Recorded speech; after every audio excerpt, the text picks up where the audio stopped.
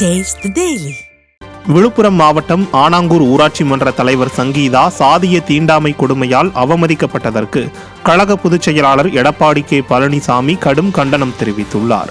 இது தொடர்பாக அவர் வெளியிட்டுள்ள அறிக்கையில், சமூக நீதி பேசிக்கொண்டே சமூக அநீதியை இழைத்திடும் ஸ்டாலின் திமுக ஆட்சியின் அலங்கோலங்கள் நாள்தோறும் தொடர்கதையாகி வருவதாக குறிப்பிட்டுள்ளார்.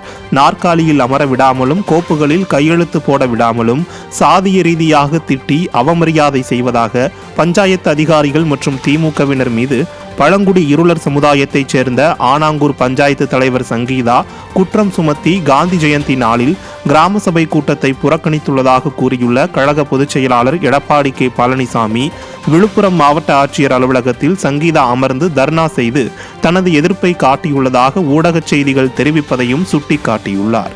மேலும் பட்டியலின மக்களை கிள்ளுக்கீரையாக நடத்தும் அவல நிலை ஸ்டாலின் திமுக ஆட்சியில் தொடர்கதையாகி வருவதற்கு தனது கடும் கண்டனத்தை தெரிவித்துக் கொள்வதாகவும் கழக பொதுச் செயலாளர் எடப்பாடி கே பழனிசாமி தனது அறிக்கையில் தெரிவித்துள்ளார்.